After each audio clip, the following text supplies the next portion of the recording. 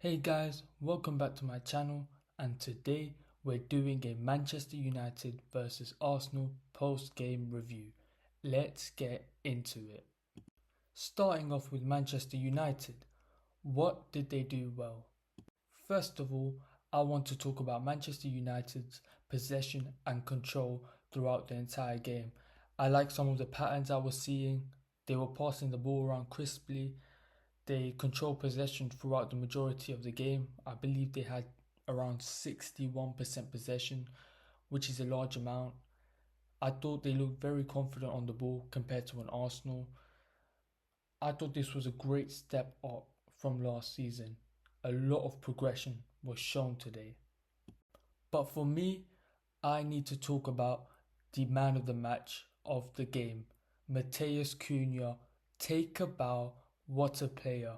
The mazy runs this guy went on. I remember that turn he did on Ben White, that little Cruyff turn, and then he drove across the entire length of the pitch and found Mbeumo, who couldn't finish it unfortunately, but this guy was outrageous.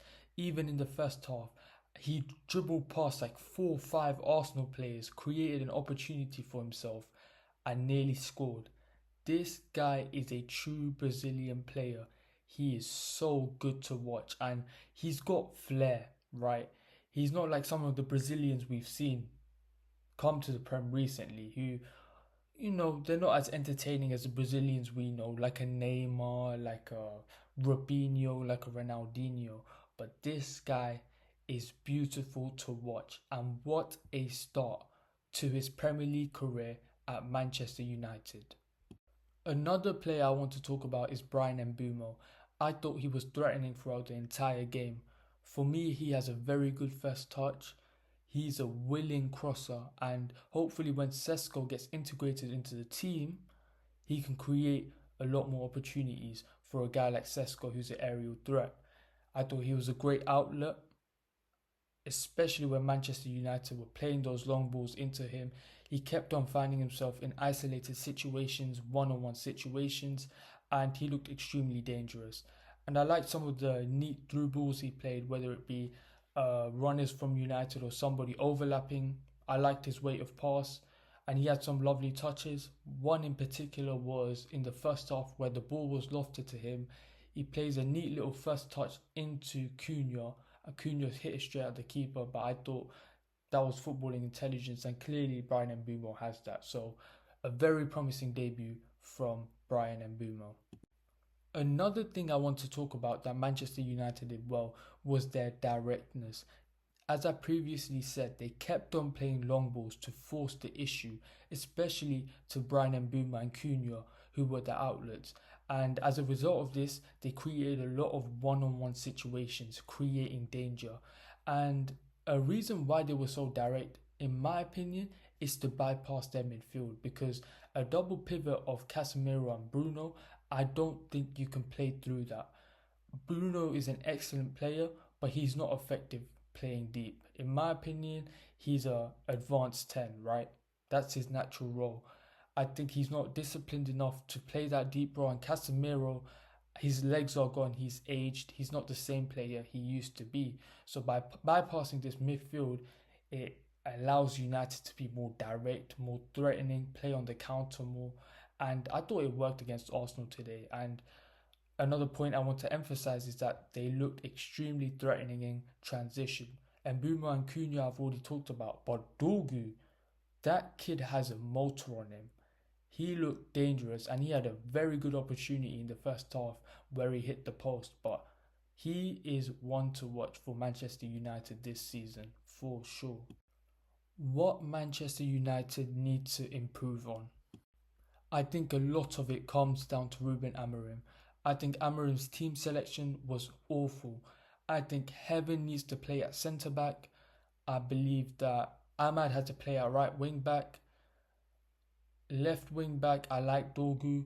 I don't think Bruno works in the double pivot at all. He needs to make an adjustment to his system, and I don't think he will, because he is so fixated at one system. So it's going to be difficult to change. I think he needs better substitutions, because Ugarte was absolutely awful. As soon as they substituted Ugarte onto the pitch, Manchester United lost all of their momentum. Ugarte's decision making was horrible. Some of the long shots he attempted, it was extremely frustrating. It was horrible. I think a lot more clear-cut chances need to be created. For all the possession that Manchester United have, they did not create enough chances. Better finishing is required. I think Manchester United had a couple of chances where they could have done a bit better, especially Bryan Mbeumo. I thought he wasted one or two opportunities, but hopefully with time that comes better. And I thought poor goalkeeping cost them. Their goalkeeper was horrible for that first goal. And this is a priority that Manchester United need to address, because if they have a poor goalkeeper throughout the entire season, they are not going to progress as a football club. So this is something they need to address ASAP. Now, moving on to Arsenal. What did Arsenal do well? The first thing that we need to talk about is set pieces. Arsenal are the best football club in the world at executing set pieces.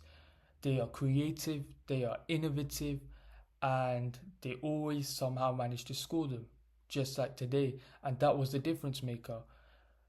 Was the keeper questionable? Yes. But Arsenal, they were very creative with it and created confusion. So you have to give credit where credit is due. And a lot of their goals are going to come from set pieces like last season. So again, Mikel Arteta has done a great job of making them extremely effective at set pieces. And yeah, that's an advantage they have over every other team in the Premier League. And they're going to dominate teams in this aspect of football. Another thing I want to talk about is their defense. Look, they are one of the best defenses in the world. As much possession as Manchester United had, they did not create clear-cut opportunities. Barely any. Right, and this is due to Arsenal. They have great structure. They got a great defense. They got great personnel at the back. And they're well coached defensively. And that's why Manchester United found it extremely difficult to break down Arsenal, even though Manchester United had all that possession. However, in terms of performance, Manchester United were the better team. So what do Arsenal need to improve on? From the first game, their pressing was abysmal.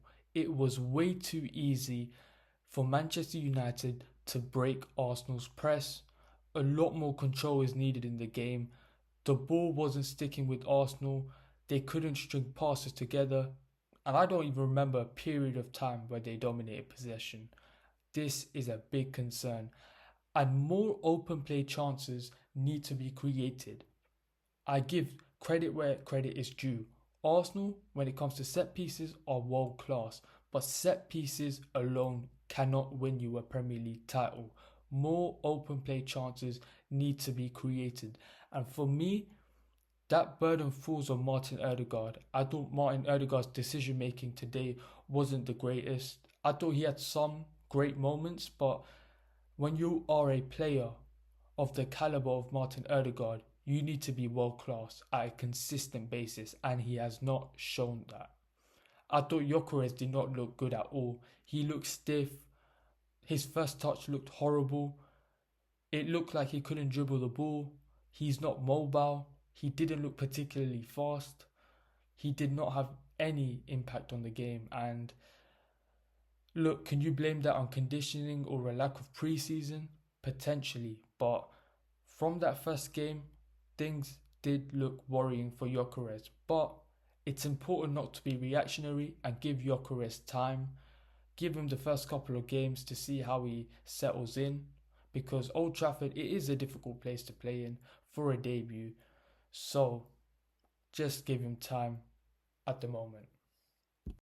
And finally, what does this mean for both teams? For Arsenal, look, you got the 3 points at the end of the day. Old Trafford is an extremely difficult place to play in, especially for the first game of the season. So you take that point and you run away with it. Regardless of performance, you got 3 points. But for future performances, they need to look at what they did bad today and improve on them. For Manchester United, you lost at home. It's not a good situation, but in terms of performance, that was the best I've seen Manchester United play in a long time. So there's some positives you can take from this performance, but also Manchester United have shown that they would elevate against top 6 sides, but against the rest of the teams in the Premier League, they crumble, especially under Ruben Amorim. Let's see if this pattern continues, but based on the performance, I thought Manchester United were very good to watch. What do you guys think? Thank you guys for watching. Like, share, subscribe, comment, and peace.